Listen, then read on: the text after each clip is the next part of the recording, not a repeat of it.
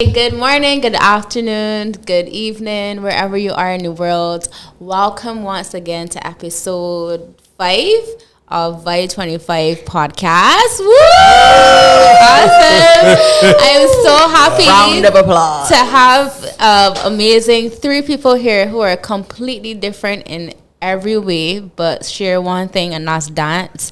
And today the topic is the show must go on. The show must go on. The injured dancer. So we're speaking all about injuries. It could be physical. It could be mental. It could be a progressive disease. Whatever this injury has affected you, or however it's affected you, we're going to speak about that today. So we're going to break it down. But of course, we're going to start with, I call it a quote pull, because you normally pull a quote, but we're not going to do that today. We're going to speak about your mantra.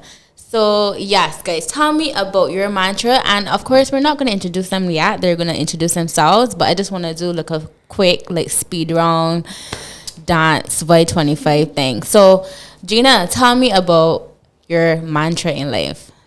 My mantra in life, I would say, is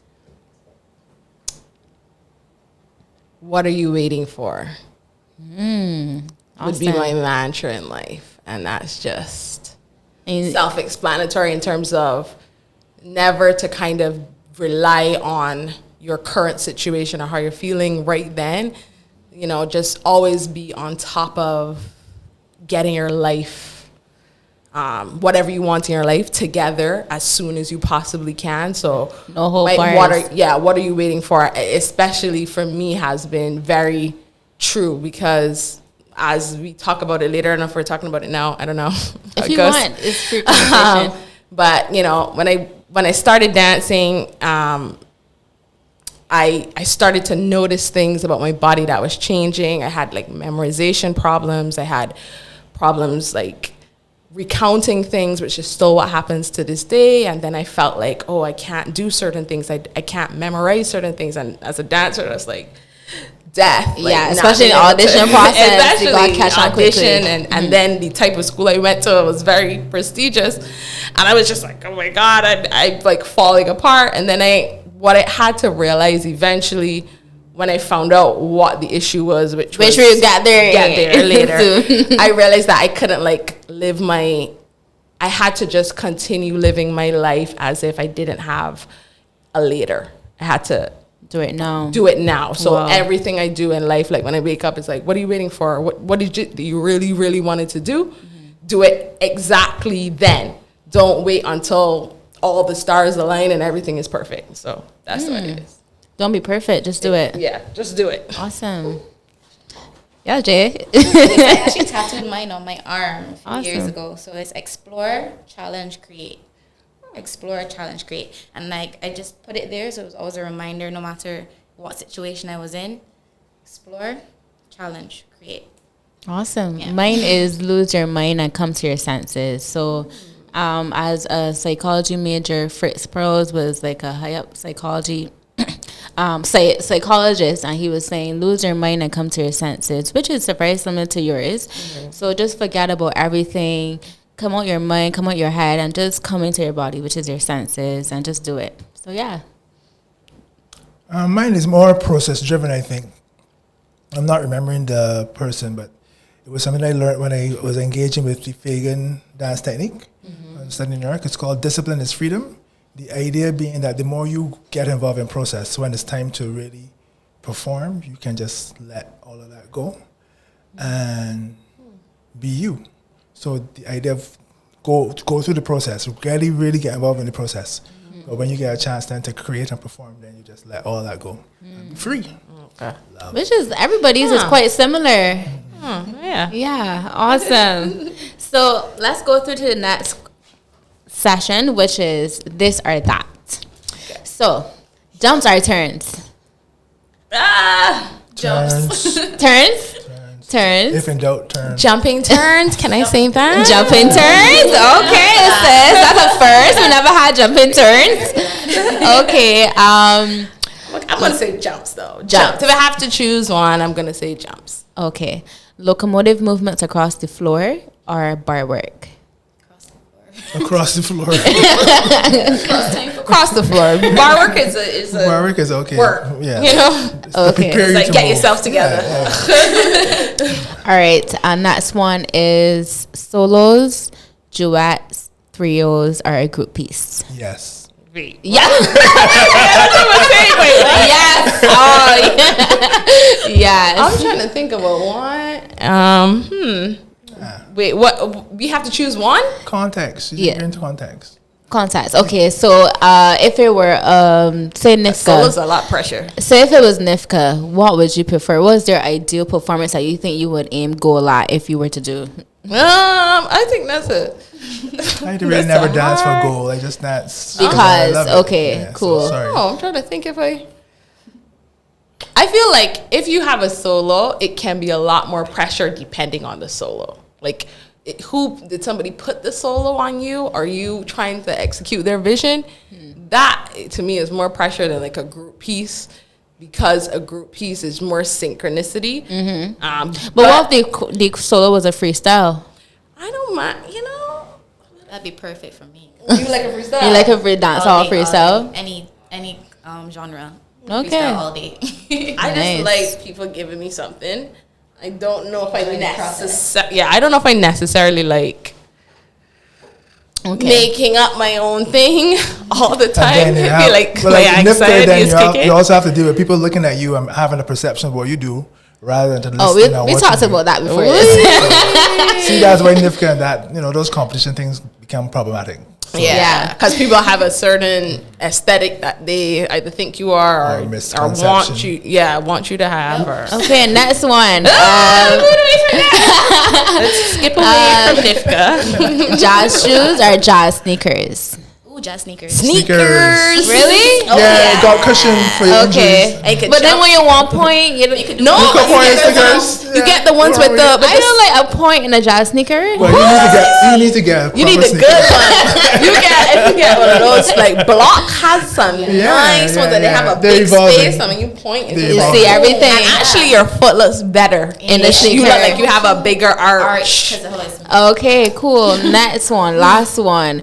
Would you prefer a leotard, like a capuccio leotard, or a big t-shirt and like some shorts? What would you prefer to dance in the class in? I like a leotard. I like to look at my legs. John, do you wear leotards?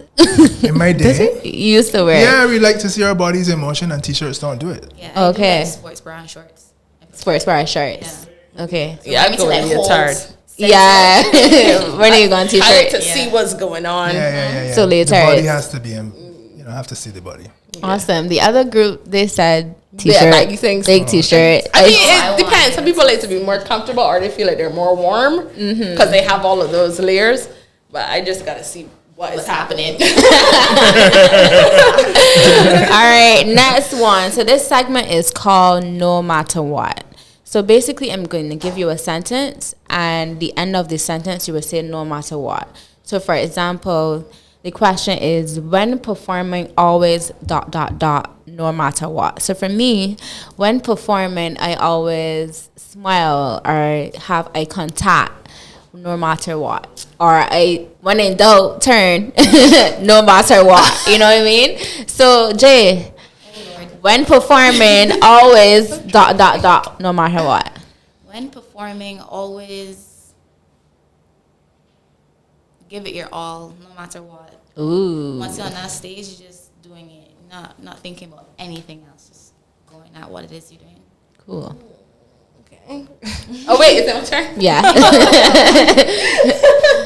When performing, always be over prepared, Ooh. no matter what. I was over prepared. Like what you was Over saying. prepared for me is that I have to know in order for me to enjoy and let rip, I have to feel comfortable with having the choreography and the steps and the spacing. So I have to be able to I have to be over prepared in that way. It's also because of MS and things can go wrong, but I also have to be prepared in the moment for anything that might happen. So if I go in over prepared, I'm not surprised if somebody falls down in the middle of it or something goes awry with spacing or something like that.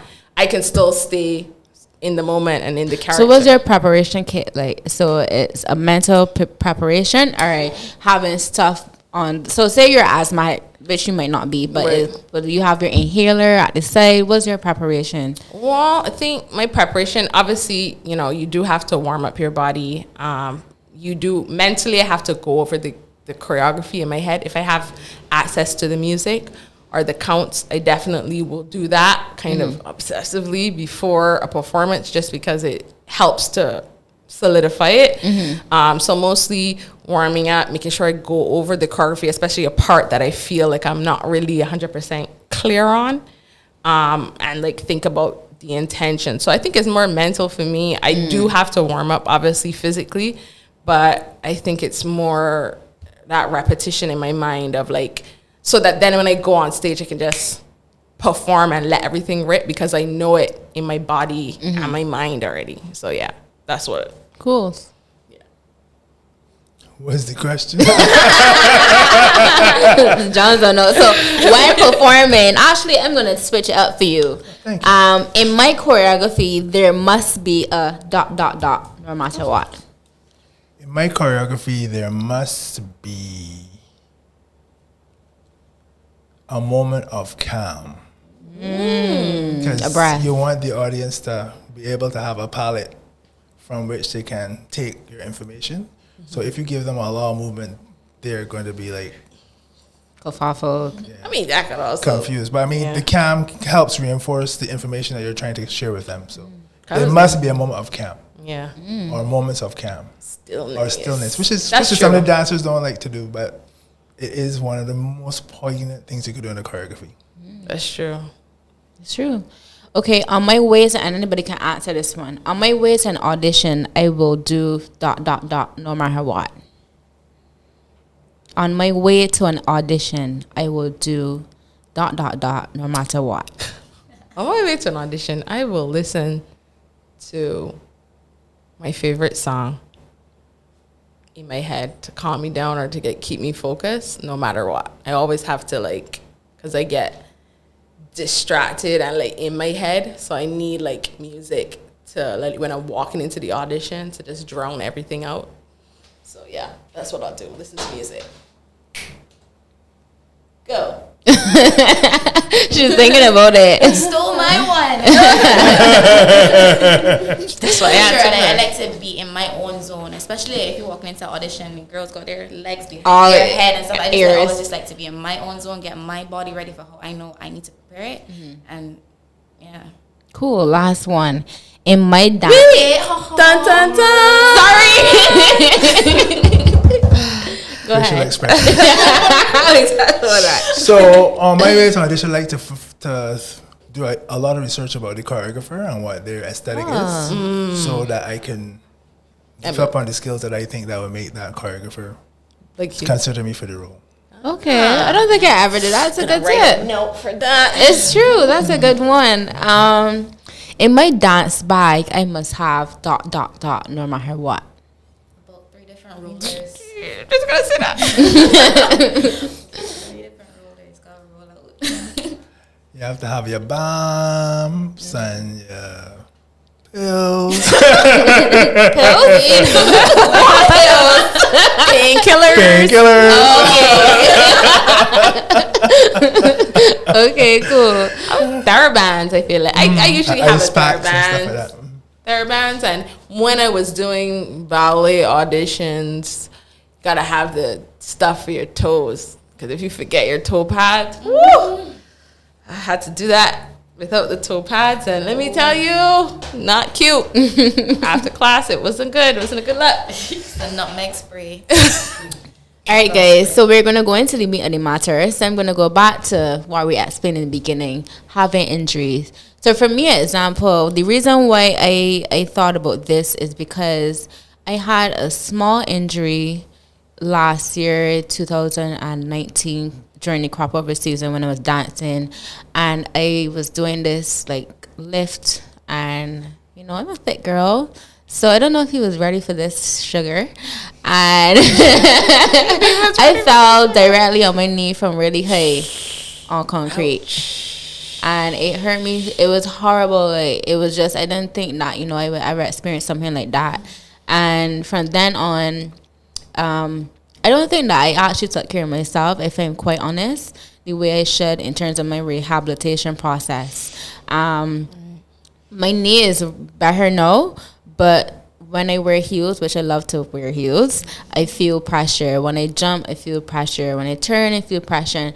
And from then on, like, I've never danced the same because I'm so afraid that I will hurt my knee again. I don't think nothing is wrong with it, no, but I'm so... You did physiotherapy and stuff? Or you No, as I said, I didn't do the correct rehabilitation process to go back to where I was.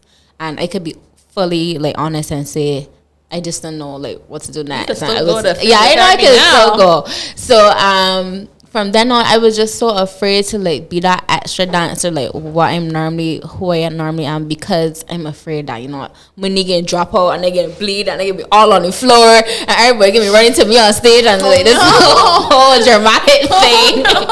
So I was like, you know what?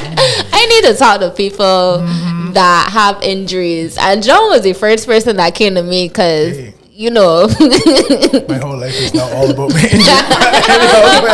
Yeah, but it was just like, you know, how do we like pivot around an injury? Literally pivot around an injury.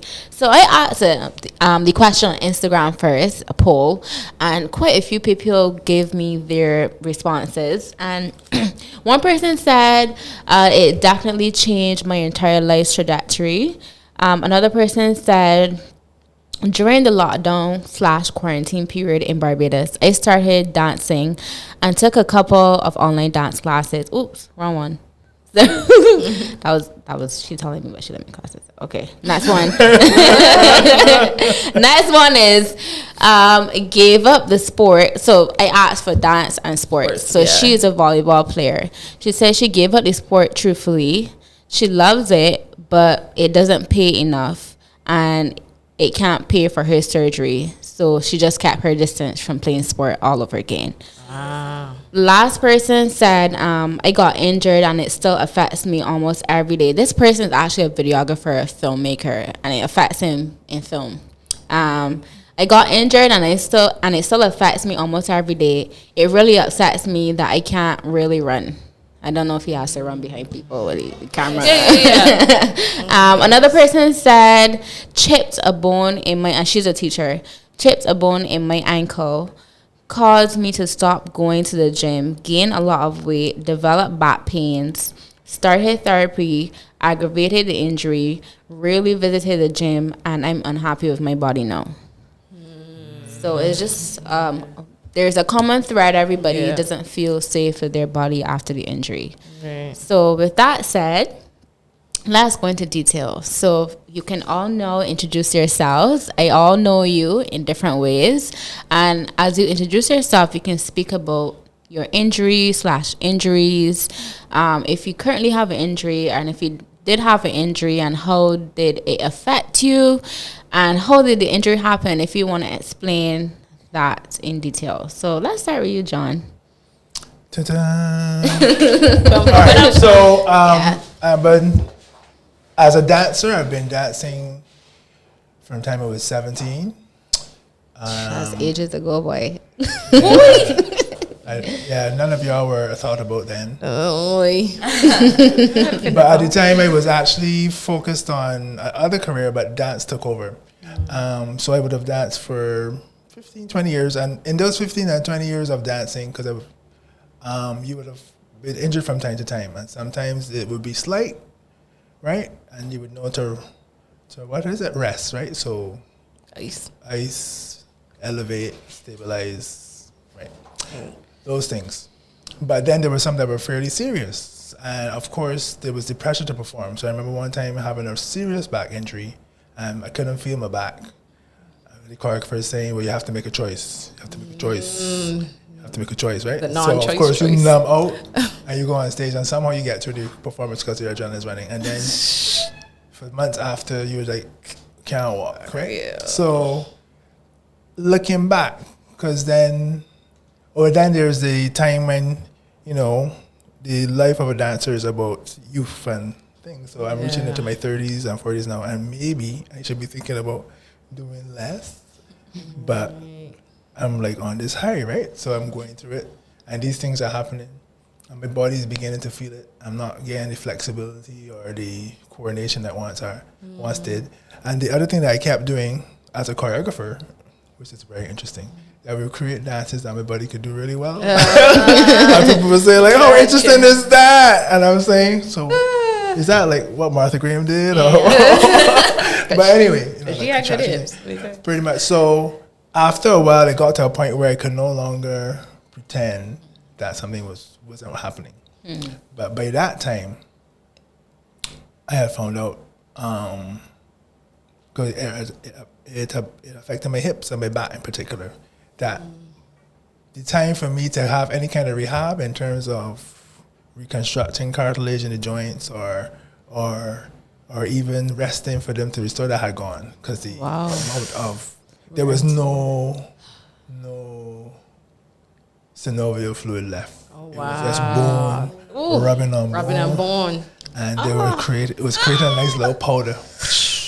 Down. Yeah. So like what would be a normal hip socket, from what I understood, was just one flat piece. Because I wanted to get that leg up, I wanted to get that stretch, and I made my mind. And the other thing that I did with my mind, which is very interesting, is that I was able to block out a major part of that pain. Dancers' minds. Right? So I was embracing stiffness, still getting the action, everybody going, yeah! Working off adrenaline.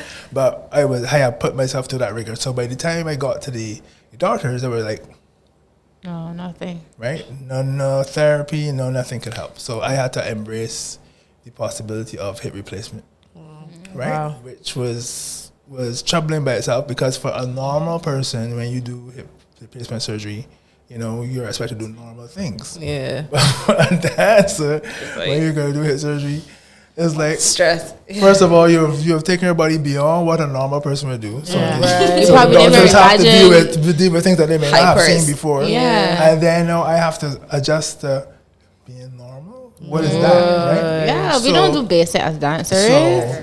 So the whole process was protracted from that level, and then the whole process of coming back was extended back from that level. So yeah, I had to look at the possibility of never being able to move again or never being able to dance again. Yep. Right? I think fortunately for me, because I had danced for so long, there was 40 years up at that point, I really didn't miss performing, although I would love to perform if I did feel like it.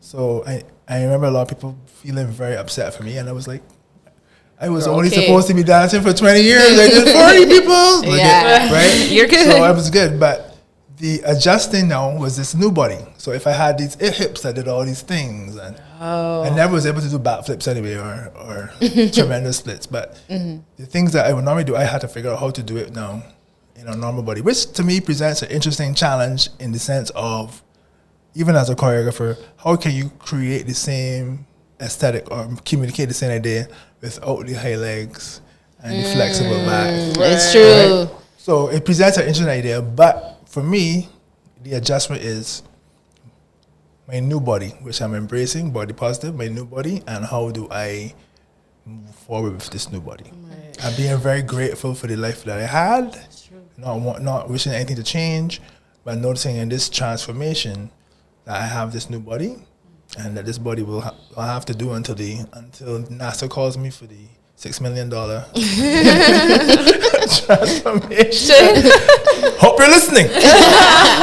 But I love plug. that.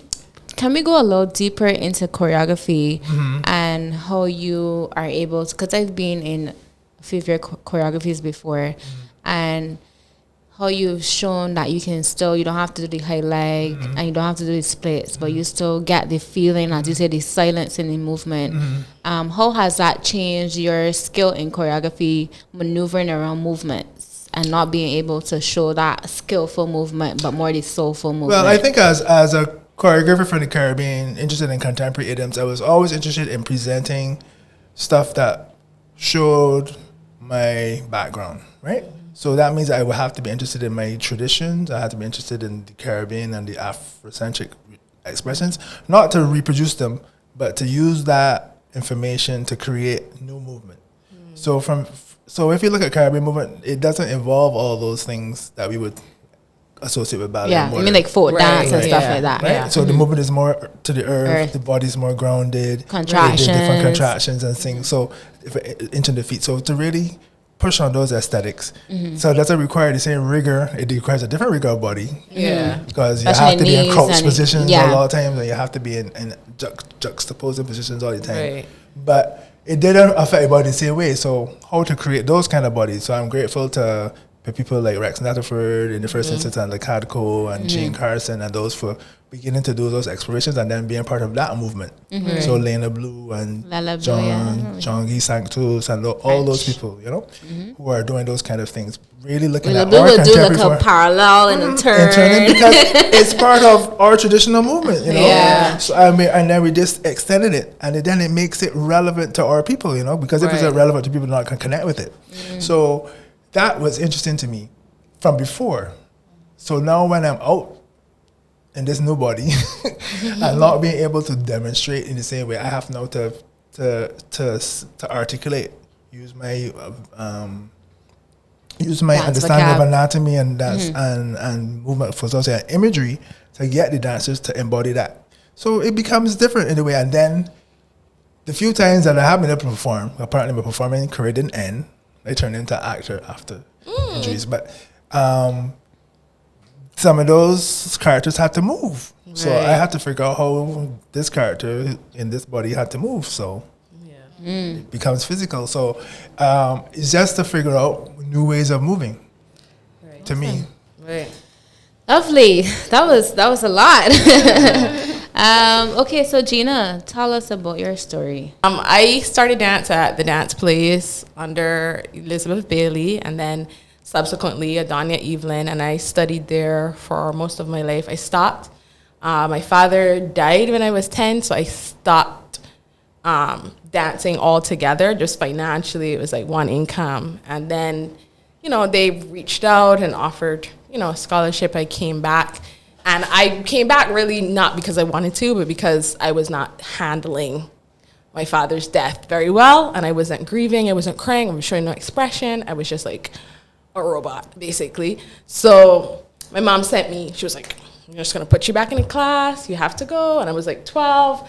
And it touched me in a way, because before I was very like, I'm going to be a vet. And I'm so sure I'm going to do sciences. I got my life together. This is what I'm doing. No deviation.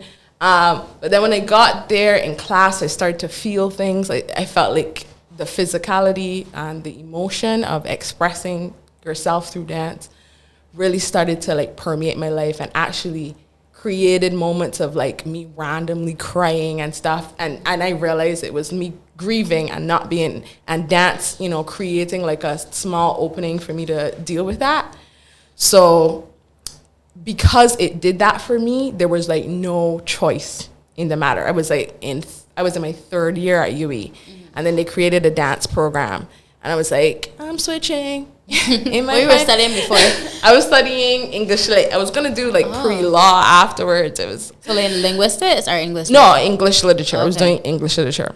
Okay. And so I was like, I'm going to do all these things, because after science, I fell out of it. I just didn't really want to do it. So that's why I ended up being like, well, I'll just do English lit, because I'm good at that. I know I can do that. So when that happened and I saw that program, I was like, well, I'm just going to go into this program. Don't care. I'm just going to do it. And my mother was like, In third year. in my third year. Ending. This was Wow. before they had the year limits. Oh, okay. Right? So now they have the year limits. But at that time I was like, well, I'm going to switch. Switched, was a very, honestly, it was a very good program. And I went, and I had lots of amazing teachers. And I had a wide variety of styles. Obviously, it was a new program, so there was a lot of organizational issues that were happening. But when I went, I enjoyed it. And then what I noticed then, and this is when it started to be the injury, is that I started to feel exhausted. And, everybody's like, well, you're dancing, you're exhausted. And as a dancer, we tend to erase pain. When we're in pain, we ignore it. I say it can be all right. You can just crack me back. You know what I mean? Like, we do that. Yeah, it's Generally, true. we feel we could stretch it out and it'll be fine. And I was really exhausted. I kept saying how tired I was. And then I realized, when I started dancing, I realized that I could watch and replicate immediately, right? So that was like kind of it was kind of like photographic memory in a sense. I'd be like, oh, she did it like that, so I'll do it like that. And that's how I got along in dance. But then I started to realize I was losing that ability, that cognitive function, so I could not remember choreography from class to class. And that is vital in dance. You can't remember choreography, like, what's going on? I remember I did like something with Jean-René Delswan, and he did like 4 choreographies. They were all like 20 minutes long. And the last one was a flag one, and I actually said, and I've never done this as a dancer, I was like, I can't do it. And I remember thinking, like, I felt kind of like a punk, like, why am I not able to do it? You know, I should be able to get this done. But my mind literally could not handle it. And then at the ending of the year, I started to have my eyes started hurting me. And then I thought they were like, maybe it's allergies. And then I lost sight completely. Just like. What? Just like. Like you were blind? Like blind, like could not see. And well, it was my right eye. And then the left eye was trying to join it, but it was just the right eye. So then it was like, all of a sudden, everything stops. You're in hospital. You don't have, like, I was just like. How old were you at this point? I was like, 21? I feel like I was 20. I would have been older than that because I did the 3 years. So I must have been like 23 or 24 maybe, right? Which is, later for a dancer, but at the time I had decided to do dance late, so then I had to deal with the consequences of that. So I did that, and then I was like, I'm in the hospital now, and I have to go into MRI, I have to get all these scans done, and they're like, oh, wow, we don't know what it is. It could be multiple sclerosis, it could be something else. So ultimately, I have like another 2 years of no diagnosis, basically. Just right now? Like, well, now I've been diagnosed with multiple sclerosis, but at the time, I wasn't. It was just like, we think it could be multiple sclerosis, and I was like, I don't even know what that is. And basically, it's like it's a disease that attacks the myelin sheath of your nerves. So your nerves are wrapped in this, like, I want to say, like, it's like electrical cord, like if you have the wire and you have that, like, insulation. Yeah. So basically, your body doesn't realize that your body is your body. So your antibodies just like start attacking your nerves. It thinks, so it thinks it's like a foreign body. So then stuff starts to break down. So what had happened was the optic nerve was attacked by the sheath was kind of like being attacked, and so it broke down. And so to protect me, my body just shut off the eye nerve altogether. So that happened. And of course, you're given crazy steroids and you're given a lot of very serious drugs. So then when I got out of it as a dancer, now I'm like 20 pounds heavier than I was before. Now I haven't been dancing for quite a long time. And I do remember at that point feeling like, how do you recover from something that prevents you from doing what you love? Yeah, creating that art. Because now in my mind, I'm like, well, I can't get the auditions. I still can't, I still can't spot to the right how I can to the left, because I really lost vision in that eye. So it never comes back 100%. So there's certain balance things I have problems with. And there's all this stuff. So I'm just thinking, how am I going to do this? How am I going to do this? And ultimately, I just decided, kind of the mantra, what are you waiting for? I decided I'm just going to apply to ALE. They'll never take me. This is my... This ALE, right? Yeah. At that point, that was when I felt like I was, dancers, you think overweight, but we're just like regular people. But yeah. At the time, I was like... How old were you at that time when you applied I was to ALE? 25. That's kind of old for ALE. It was old. It was the last year you could apply. The oldest year you can apply for ALE is 25. That's like pageants. Yeah. Which I think is like, when I think about it, it's very ageist, but I think that's all dance worlds in general. They're just like, oh, you're above 10? Time to retire. You know what I mean? So, so when I did that and I got in, because I had gotten in for the summer program and I was 19 and I didn't have any problems.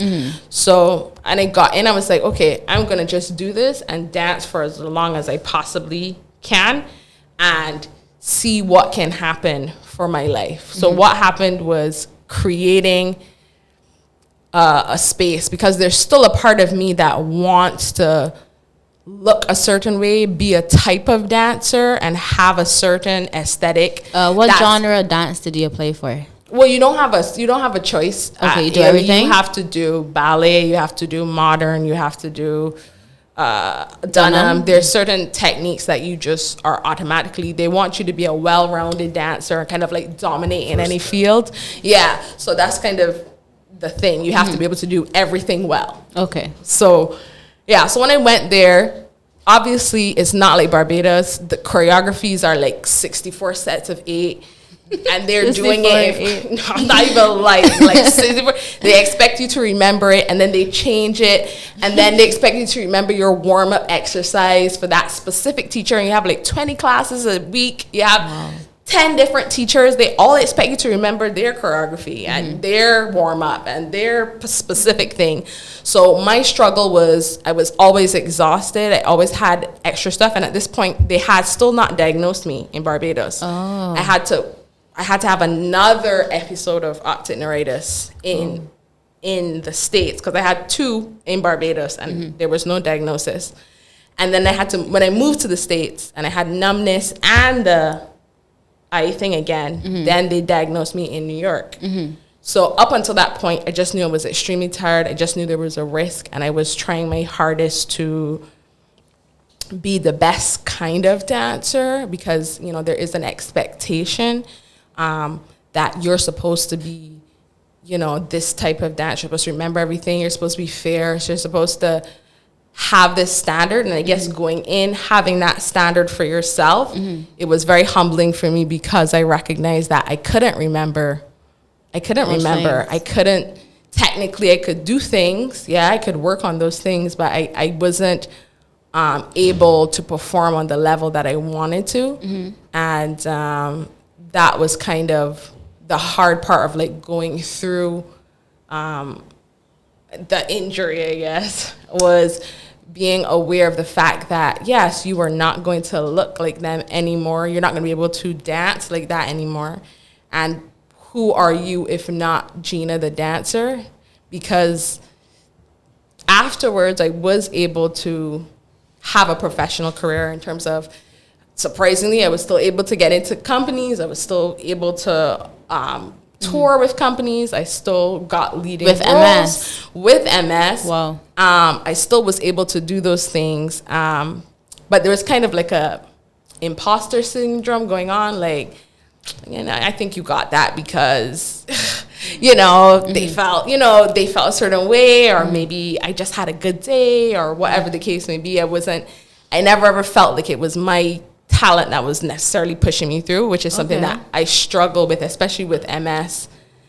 I feel like I always have to, you know, prove something in terms of capabilities, and then also with every time you get steroids or you go on this medication, your weight just like balloons. So whatever weight you were, it's going to be like 20, 30 pounds more than that. And then, of course, you know, Bajans, the greeting is you get fat. That is not a greeting. It's not a greeting. It is not a greeting. It's not a greeting. Don't say that. Okay. But that's very interesting that you said one, the weight change, and also being able to prove yourself.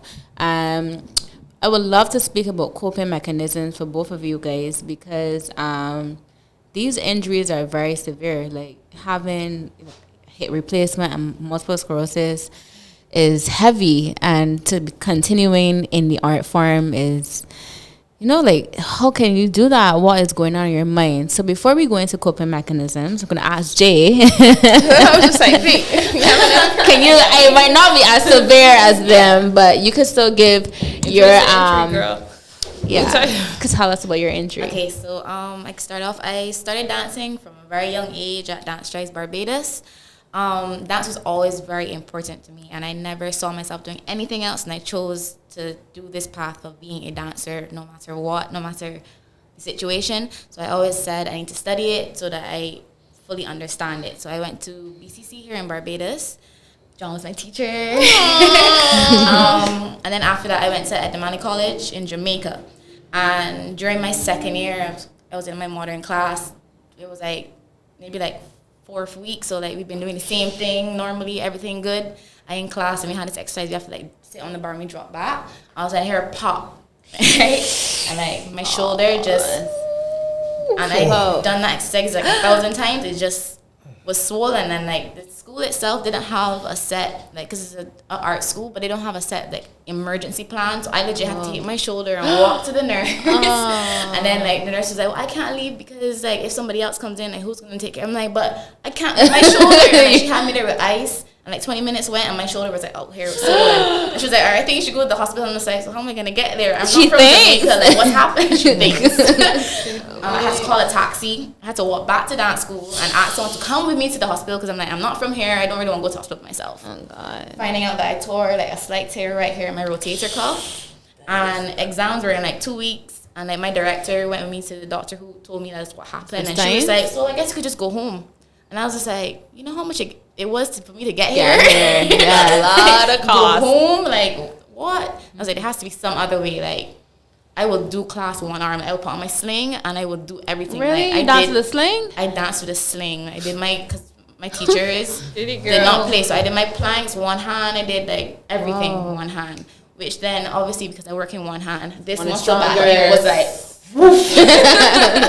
but like, yeah, I got through exams. I didn't get below B in most of my practical classes. Wow. Like, I was determined not to go home because I was just like, this is not a setback. Like, I can take care of this. I had a physio that actually came to me at school. So like, I was getting therapy during the process. I also do a lot of research. Like, I like to know like what's happening in my body. So like every night I'd be on YouTube, I'd be on Google, like, how do I like make this better for myself? So like in a few months, I'm back to where I need to be. And it took a long while because like just like raising my arm right here was like I think you were in Jamaica for about 4 years now. 3, 4 years. 5 because I did 3 years of school. I came back for a year, and then I was living in Jamaica for 2 years. So then, what's the recovery time? Like 3 years since that injury? No, it didn't take that long. Honestly, it didn't. I was so glad it didn't take that long. Within like 5 months after that, I was like back, like going push. I'm a push-up girl. I like to do push-ups, like to like keep my body strong.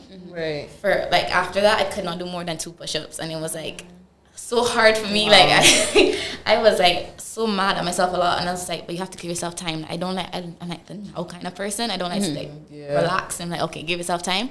But it was definitely like finding, because I want to just get back to the dancer I was before. It was like, okay, Jay, you have to take the time to not only because I was only using one side, this was overdeveloped, and I was in a ballet class, and this is after I was also the sling. And she's like, why are you leaning? I'm just like, we're doing poses across the floor. And she's like, why are you leaning? I'm like, I'm not leaning. She's like, and like, I'm not leaning. What are you talking about? Because you work that body. Yeah. Your body so and like, much. she was just like, put your arms in front. And like, I was like this naturally. I thought this was straight. Like, actually, that's why I had to like come back and I get, well, I went to the chiropractor, and he tried to do something. He was just like, nah, you're too stiff. Like, I actually can't move you. So I had to go physio and massage therapy to like. So you had to reconstruct yourself after constructing yourself to dance on one side because of the injury. Work that side one too much, and I had to like rebuild and relax, but still work at the same time to be able to, now I even can, it out.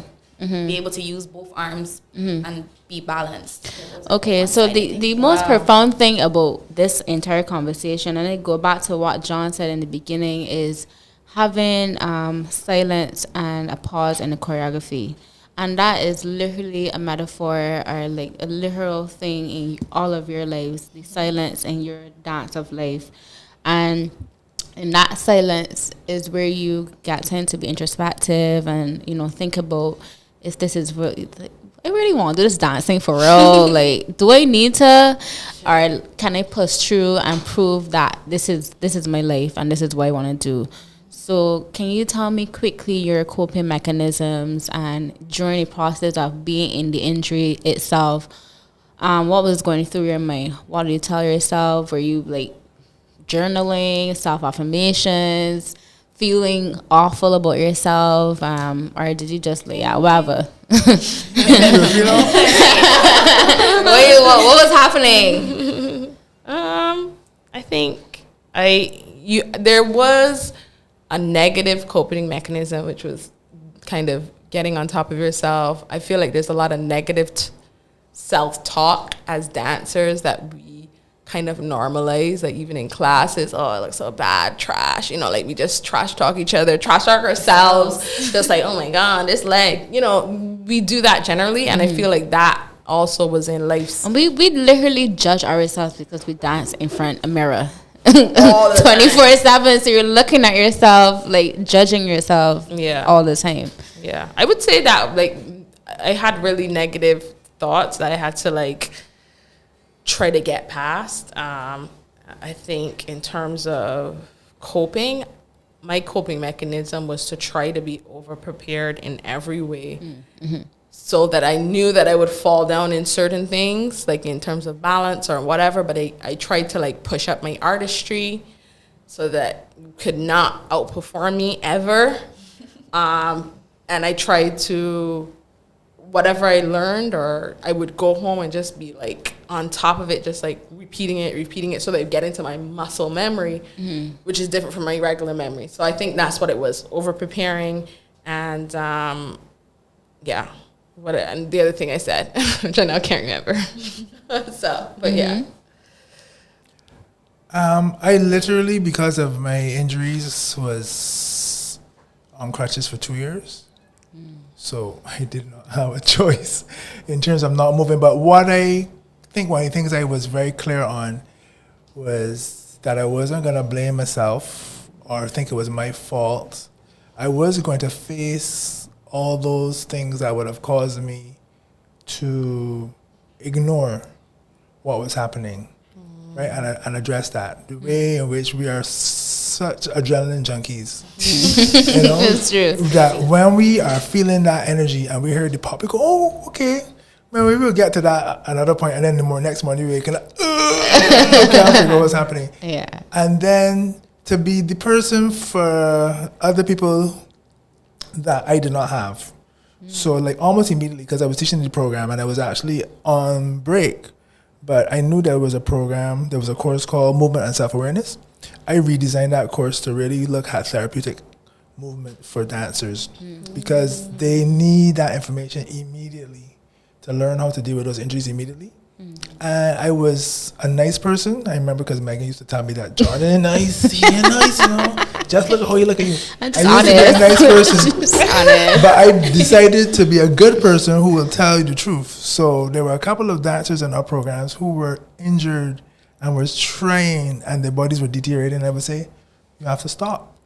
Leave my class. Go and get help. Right. You know? Because if somebody had done that for me, maybe, you know, things would be different. But I'm saying that to say is that we dancers are sadists, right? We have to address that head on. And the only way we can address it head on is look at the places where we mess up our own selves because we want to get on that stage. We want to be in the spotlight. You know, we want to be this way, but we have to really look at those things and then to look at the places where, like you said, the negative criticism that we get from others that we take on ourselves to be so perfect. When our leg, your anatomy cannot open up your leg so 180 degrees. Your leg is not going to get there. We can make it look like it, but it's not going to get there. But to know your body and to be body positive, so know what your body can do and to, like Gina said, work on your artistry, work on your squats, work on the thing that can make your movement unique and develop that. And you'd be surprised that, because in New York, for instance, where I was, everybody could do Everything. So they were looking for the one that we could everything. There was a certain thing you would do. Like, I could flex my foot really hard. I can't point, I could flex. And you would be in because of the thing that you could do and not because of the thing you could do just like everybody else. So I think it's going to cause a revolution if people were to really focus on what they can do well and develop that, as opposed to, I mean, a lot of my colleagues in the academies are, you know, trying to find the perfect body and all that. But that, I think that ship has sailed internationally a long time ago. I don't know. I don't know about that. It all depends. No, if y'all kind of watching what World of Dance and I know. and so you think that's not reality. No, I don't really. No, but because in the audition process, there is a certain aesthetic that they're looking for, whether or not, you know, they necessarily admit it. I do feel like there's this kind of... Yeah. And maybe part of my thing was, I'm never going to be the principal dancer, ABT, or Avanity, but I can be the choreographer who decides what I'm going to be doing with my body. Right. I deliberately chose to be part of a pioneering group. So I ended up with Fist and Heel, for instance. I ended up with Marty's Yerby in New York. I really always wanted to work with that guy. What's his name? Arnie Zaney and the black guy. Bill T. Jones. Bill T. Jones. Yeah. I actually made the fourth cut. Awesome. People talk about audition process and how I didn't get the final cut, but I got the fourth cut. And he did look real sad. He did look real sad when he told me he had to go because I was like the biggest guy and the rest of the dancers in the group could not handle me. Yeah. I was saying, all right. Awesome. And then he called me back, but I didn't go. But It's like, what? I made the fourth cut. So I'm saying that to say that we have to rethink how we think about ourselves in order to survive this very harsh reality that is the dance world, you know? Yeah. And what is beautiful about this community is that we have enough variety of people from different things and enough appreciation that we could do that. But the injury thing is a serious thing. The only problem is, though, that there is a certain level of pushing yourself beyond what you think is your limit and in order to improve. Because if you want to do point and every time it hurts you come down, you are never going to progress to a certain point, right? There's discomfort and there is pain. But I think we know what pain is, because if you have to say how painful is it, we already gone past acknowledging the pain to acknowledging how much pain we can take. You know? But I don't know if that's necessarily true. I feel like when we do these things as dancers, because we are always suppressing our pain receptors, we always ignore pain, and we always have to make everything look beautiful, even if it's supposed to be ugly. It starts to be beautifully ugly. You know what I mean? Yeah. So I just feel like performing. Right, and I feel like because of that, like I had a back injury. I just had back surgery in June. I was doing full dance classes, and they literally were like, your slip disc is like a second from like collapsing, coming out completely. Like, how are you walking? Literally, when I came in, they were just like, they checked my file twice. They were like, this is Gina Mears, right? This is your MRI. Like, how are you walking? How are you still able to be not on crutches, running, have a cane? That's what the doctor said too about my injury. Like, and as you dancers, should be thinking like immediately come now, you know. But as dancers, we know how to hold ourselves. My core muscles will have to be an asset, right, to keep my body together. So I think we give ourselves a lot of credit, but we also use that to diminish the reality of pain. But I guess my thing that I'm trying to make is that I think there's like a fine line between like pushing yourself to your ultimate limit to achieve something greatness, and then there's I'm dancing fully injured and I know and I don't and I just want to get this step. Like really and truly, you know, there's like it's so thin that like sometimes I myself don't know when I'm pushing myself also the community past a certain limit. I remember, for instance, walking before my surgeries, and I remember, you know, you start off thinking walk out right. By the time you get down Broad Street, you're like walking forward. You're like this. And then everybody's saying, John, you okay? But nobody's saying, John, you look real popped down. You need to go home. And then I remember, after having the first surgery, that I didn't know that you're like, I forgot how loose your hip was supposed to feel after that. Just like, right? Because I had spent all my time blocking that information out of my head. Yeah. Blocking that information. Like you literally have parts of your brain that can function to block pain. So going forward now, loving the conversation, what advice would you have for persons dealing with, to prevent an injury, one, and persons who have an injury, what advice would you have for them? It could be anything. Firstly, tell me how to prevent an injury. I know that none of you could really prevent, listening to your stories, you could have never prevented the injury. For me, preventing my injury was never, I shouldn't have never danced on concrete, firstly. And we could talk about that for another session. How industry professionals are hearing this, as well as the venue operators. But what advice would you have for a person to prevent an injury?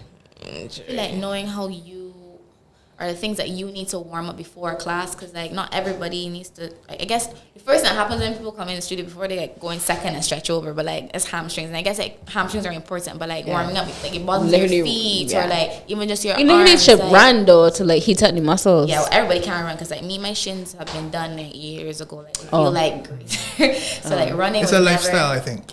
To your point, because in my time, it would be yoga in the mornings and weight training for certain areas that need to be developed, then swimming. Whoa. And I ain't get to the class to warm up. Yeah, exactly. And then there's a ritual. So like you said, the things are on, and I'm going through this like a prayer. And everybody feel who he feels, if he met himself. But you know, I am looking at the moment where I'm going to be called by Lacadco or going to be called by a group in New York, and they don't really care that I coming from Barbados without classes. So it's like your whole life is set up for the purposes of getting that class, learning as efficiently as possible, and for executing well.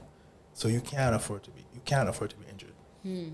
So I think it's something that I don't have to take seriously. I see up to now people come to the class, they get their phones and they go and they talk. We warming up, sir. You know. In their second. Yeah.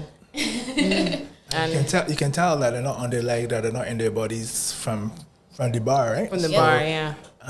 So it's something that I think you know who is serious by the way they come to class. Space, yeah. To the space. So, last question. Because everybody here has a type of injury, has experienced an injury, what is your future plans in the dance world? Do you, like John, he's in the teacher, choreographer, mentor role. As you said, you've started this program where you have a mentorship or telling persons this is a dance therapy session. No, what I was saying is that when I was teaching at community college, I helped develop or revisit one of those programs to do that. Generally speaking, though, there are other ways to contribute to the arts besides performing. So I've been involved in producing and various things, including the Barbados Dance Project, working with Barbados Dance Theater. Look at Jamal. So there's various things like that. But, you know, there's still the elusive, when am I going to get a real job thing? There's getting some money. Really? That is You so tell yourself that? frustrating. Okay, for the arts, is there a program of that? Okay. But They're Still asking me what my real job is. People still asking me what I do. But I think that in terms of, like you said, creating a good environment, it's just to really refocus being body positive, really focus on listening to your body, to really take the time to say, look, I'm not ready for that lift. I'm not ready to lift you. I'm not ready for you to do this particular movement. It's true. I don't really understand the mechanics of it, so I don't want to hurt myself. Because, you know, in the past, we would go for it. Let's go for it. Yeah. I think that's And what there's happened also to a me. fear of like the choreographer feeling like you're not working Capable of because getting it I With was good luck, lifted with injuries and stuff, and I was just like, I really can't do this right now. But they're like, but I need to see the lift. So my big lesson was going to a rehearsal injured, and the choreographer said, well, if you could come to the rehearsal, You could do it. so you could do it. So I learned, don't go to rehearsal. That was my lesson right there. But people are afraid to do that because they want things. So we really have to work on this part where our people who are the producers and the choreographers have to listen to their dancers as well, because you need the dancers to communicate the idea. So we need to work on that. But the dancers themselves also need to treat themselves well. Yeah. So it's a mutual thing, choreographer and dancer. And you listen to your body. Even after injuries, for me, it's about, okay, so I can't do this right yet, but what are the exercises I need to do or the things I need to do? And when your body gets a little better, it will tell you when it's ready. When it's ready to go. And that's why I think therapy is important. Taking long breaks are important, and having people understand and maybe even support you whilst you're taking those breaks, because you want to come back as healthy as possible. right. Perfect. Awesome. So in terms of what I'm doing now in teaching, I'm mostly right now. COVID has kind of shut down everything, but before that I was teaching mostly and doing some choreography for like children's shows. They're like young adults too, to like 17, 18. So so I've been doing that. That has been really helpful for me. Just trying to, now I'm like in a different space to kind of be sympathetic in terms of, there was kind of like an old school way of teaching, and I try to kind of switch it up. Yeah, try to recognize that there were some things that were positive about that in terms of discipline and in terms of respect, but also there was a lot of dancing injured and not listening to your body and just pushing through regardless of, even if the leg was dangling at the side, you know what I mean? Yeah. And try to find a balance of that. So that's been interesting for me to figure out, like, my teaching style and trying to blend the things that I think worked best for me to create the next generation of dancers ultimately. Awesome. Yeah. Mine's a little different because I'm still right now in dancing. Yeah. And what's upsetting for me, I am very grateful for the space that I'm in right now, which is Lacadco in Jamaica under Dr. Steins. But I wish I could be home doing exactly what I was doing in Jamaica. I wish that there were companies maybe here. Like the whole thing is just kind of, wish I could do what I love in my own country, but I'm making it work in the Caribbean. I chose to be in the Caribbean rather than the UK or the States because I feel like as a Black person, the Black identity and dance is missing in the Caribbean. We all want to go to the States and go and do that type of dance, but I feel like you think it's missing in the Caribbean or is in the Caribbean? I think it is. There are people pushing for it, but there's still dancers and young dancers growing up not even seeing the importance of their Caribbean voice on a whole.